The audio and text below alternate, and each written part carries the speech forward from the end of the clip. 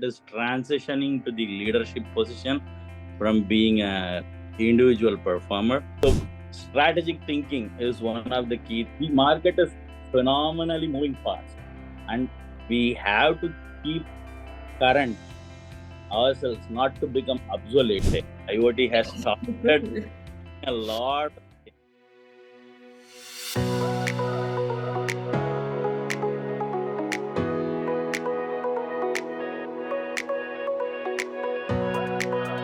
Hi everyone, welcome to the esteemed FaceTime with Leaders, an initiative by World Development Corporation, and I am Esteemed at WDC.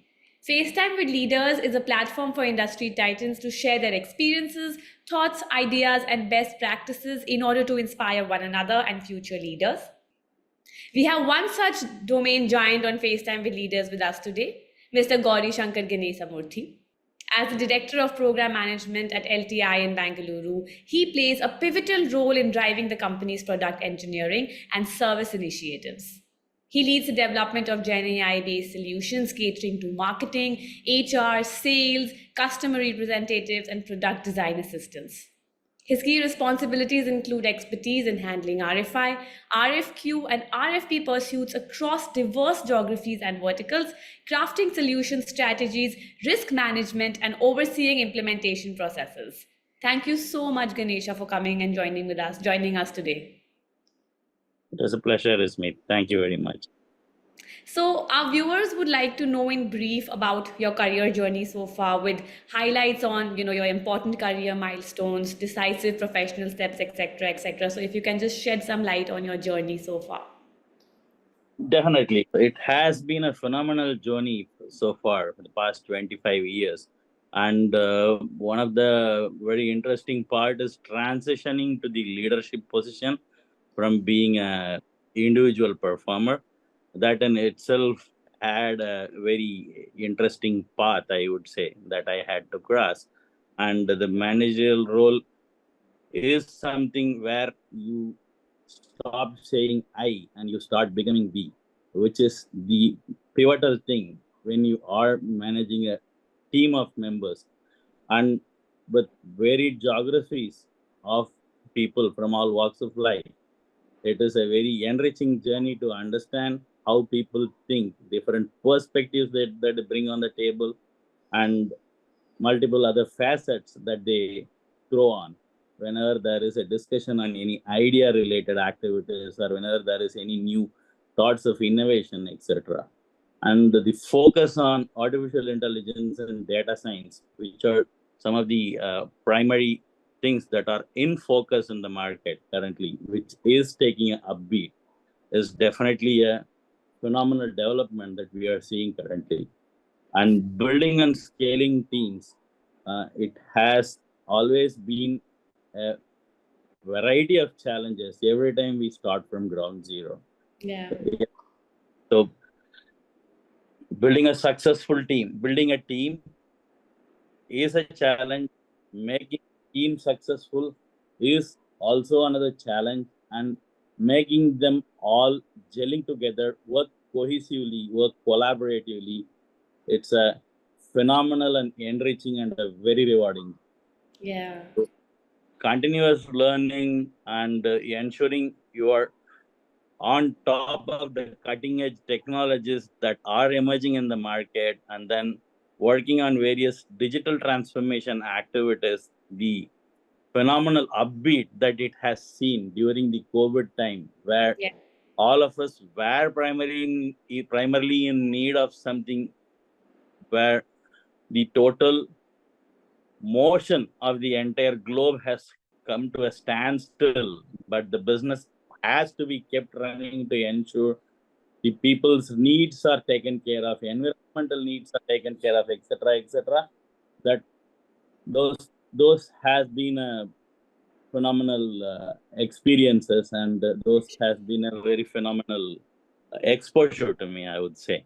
Yeah. And coming to excellence, innovation, and adaptability are some of the things that I always have been practicing. Because there is a famous adage that people say that always look at excellence, do not look at success. If you target excellence, success will follow. Definitely.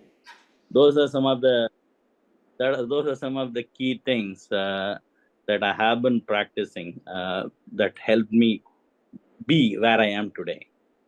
Definitely. And what are the qualities that you have considered instrumental in the role, that the roles that you have served in, outside of following excellence, which you have already told us about? Definitely, definitely. So strategic thinking is one of the key things that we always have to be thinking of at least few steps ahead of the curve. Okay, so if you are going to continue to stick to your current situation, then you are already obsolete. You will be out of the market. So strategic thinking and having a strategic vision and inspiring the teams to go along with your thought process, getting buy-in from everybody, and creating a depth of knowledge on the technical side of things, ensuring that we carry the technical expertise so that when people come and talk to you, they do not think that they are talking to just a blackboard. They are thinking they are talking to someone who is able to exchange and share ideas and understand what is being told and speak of something that is intelligible for everybody. That is of primary importance. And problem solving skills and project management, those has to be part of the very key decisions that we make on a day-to-day basis that helps in creating a situation of minimalized conflicts within the organization. So I'm being very, very cautious about it. I'm not saying zero conflicts because that's a misnomer. Yeah. Minimalized conflicts and conflicts that can be resolved effectively by sitting and talking to people to understand perspective and executing things and monitoring them on a regular basis rather than micromanaging them. That really are the key things. And on top of everything, one of the key aspects that has helped is communication. That Mm. is key. That is the strength of any team. If your communication is clear, if you are able to deliver to your promises, if not 100%, at least 90% of the time or 95% of the time, you will start gaining trust with your team. The Yeah. moment you start gaining trust with the team, then people will do wonders for you and you will do wonders for people. So it goes both ways. So it's always a give and take. So Correct. and so creating high performance teams by mentoring them, doing team building activities on a regular basis so that the gelling together comes in the team rather than everybody thinking he is a developer, he is a program manager, but looking at people just by the roles rather than looking at people as individuals. Because office is one of the place where we spend majority of our time, and Yeah. we become a family in a way. But there is also a different thought process that comes in saying when the moment organizations say you are a family, you are taken for a ride. So Yeah. so it's a double-edged sword. It goes both ways. I Then think it's about balancing everything and very, very much, very much. It has to be a clear balance always, yeah. and being ethical and then focusing on the environment, social, and governance has also started taking way lot of importance these days. Correct. ESG key focus nowadays.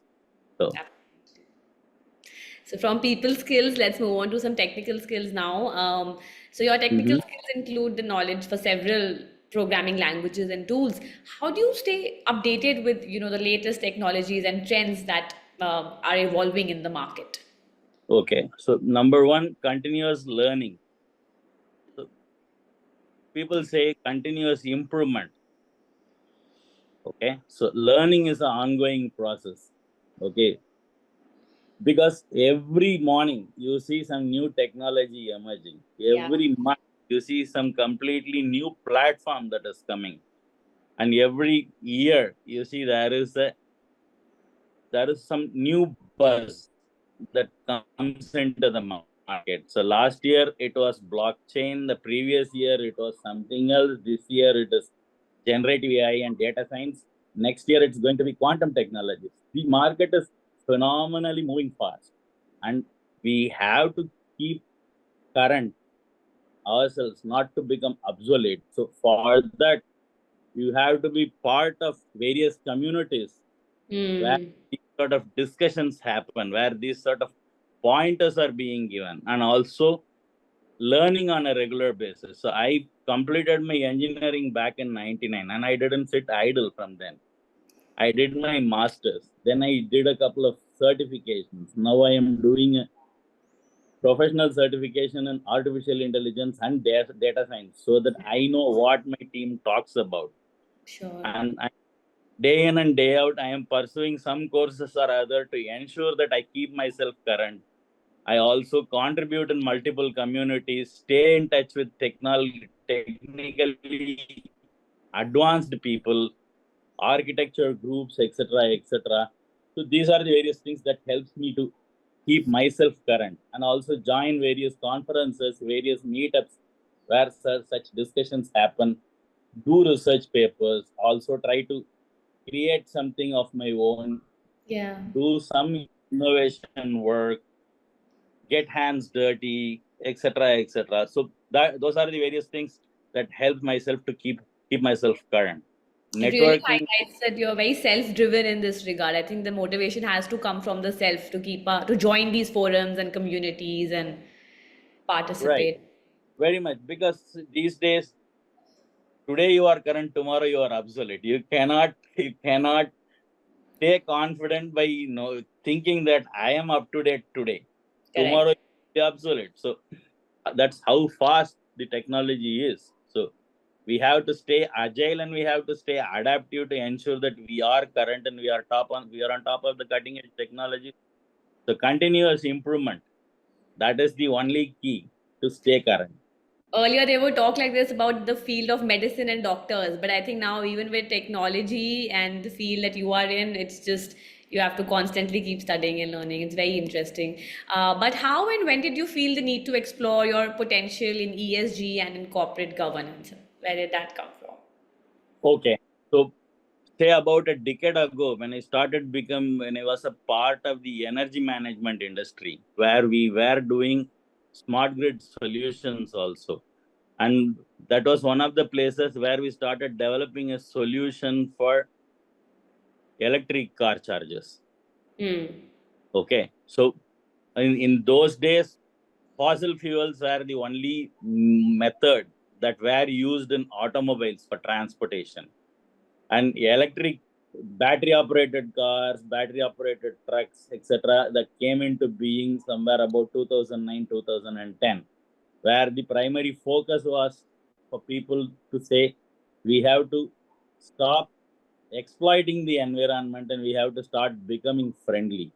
So that is when the whole journey started. So that facet of the environment friendliness started off about a decade or so ago, when I Hmm. was part of those energy management industries, where I spent about a decade there to Hmm. understand what are the various aspects of energy management that people do, what are the various methodologies in which we can conserve electricity, conserve water, conserve gas, conserve heat, you name it.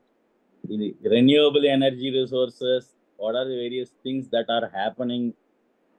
It's all a phenomenal exposure, I would say. Hmm. So you continuously learn Yeah. a day in and day out about each and everything. And first time when you look at it, you will be dumbfounded, I would say. You would be stuck in awe, saying, you never thought of this. And Hmm. start getting along with it, you will know how interesting it is and how important it is more than interesting. Yeah. But the population that we had about a couple of decades ago and the population we have today is at least fourfold. And the number of automobiles that are plying on the roads, I have Yeah. lost. I would say I have lost count. India.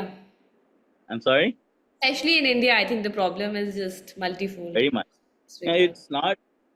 nowadays, okay, I do agree in India, it is that explosion is there, but it has not been pivoted only in India now. People started feeling it across the globe Sure. because there is global warming everywhere. Yeah. The conditions are changing phenomenally. Ab- Everything is taking a wrong turn. Then the personal values that we carry and the ethical considerations that we do. One simple thing of putting the garbage into the garbage bin, that itself is a ethical thing that we do. Least that as an individual we can do. Correct. Then formalizing the education and certification of these aspects. I'm sorry. That helps in understanding what are the various methodologies through which we will be able to deliver to these values as a Yeah. part of the certifications and as a part of the formalized educations, etc. So, and then being a part of various strategic initiatives and being a part of implementing those strategic initiatives helps you to learn and understand various aspects of all of these initiatives. So, these are the various things that that helped me start off the journey on the ESG side. And as an ESG and corporate governance expert, what values do you bring to the table? Okay, so some of the values that I can think of is about ensuring myself to be aware of the global impact of the ESG that we have and what are the various regulatory compliances. Hmm. So the compliances that I was taught when I was doing my quality management masters were various ISO certifications and the other certifications that are trying to do or ensure organizations follow certain standards, certain set of practices and procedures to become environment friendly. So these are the certain things that I was able to learn as part of my masters, and that helped me understand the importance of each and everything. Though we keep hearing about it on a regular basis, and we do not know where to start. So when there is a methodical approach to it, you really understand where Yeah. you start, how you go about it, and what are the various methodologies through which you can make an impact in the daily walks of life of people. So that really helps in a lot of things. It also Uh, motivates, I think, once you can see the measure, when you can measure an impact, when you have definite answers to the impact that your the ESG and corporate governance is having, so you're motivating everyone to work towards it def- more. Definitely, the moment you see the value that it is delivering, that's Yeah. a very big motivation factor that we will be able to. And what are some of the changes that you've been seeing with the advent of AI, and how do you foresee IoT, AI, machine learning, blockchain, Web 3.0? How do you see it altering the course of business? Okay, IoT is going to, not going to, I should say. IoT has started a lot of changes. Okay, so in the past, to give you a very practical scenario, just the energy meters that we have in our residences, there were times when the people from the respective energy offices visit your house to take readings of your meter. Nowadays, that visit is not required. You can sit and do things. Yeah. The energy and the time that is being spent for doing that is being repurposed for something even more important. Whenever there is a new thing that comes up, people think that I will be left out and I will not be found useful. But that is not how things are. The amount of time that is being spent on mundane tasks is being eliminated to ensure that people's time and energy and effort is being used elsewhere for much more critical factors, much more things of higher importance. And that is how every aspect of the industry is going to be going through a phenomenal amount of improvement. So those are the things that at least I have seen in the past 2.5 decades. So, we are building a community of industry magnets. The move is meant for cross pollination of knowledge and building a knowledge sharing community of corporate giants and industry experts. What are your thoughts about this initiative taken by Mr. Zishan Pathan and Mr. Havel Mehta, along with the whole World Development Corporation team? All right. Very- Before starting off with this course, I never knew there is a door that can be opened through this. Okay. I always happen to hear about various directors and various board of directors that are part of various smaller organizations or big ticket organizations of varied sizes. Okay. Always had a inquisitiveness in the back of my mind saying, how is that we will be able to get into a situation where we make even more impact than what we are doing today, right? And the introductory invitation that I have received, it really left me dumbfounded because I never thought that I will be having a key to open this door. So when I started off with this course and the various expert talks that I have been attending over the past few weeks, it has been a phenomenal experience. I should say it has been a lot of eye-opening exposure that I have had, and I really appreciate the effort that is being taken by Mr. Havel Mehta and Mr. Zishan Patana. That's so great to know. It was fantastic conversing with you today, and I'm so confident that your insights will most definitely inspire our future leaders. Thank you for joining us, and I wish you all the best for your future endeavors. All right, thank you very much. It was a pleasure. Likewise, all the best to you. Best wishes to Mr. Havel and Mr. Zishan as well. Thank you so much.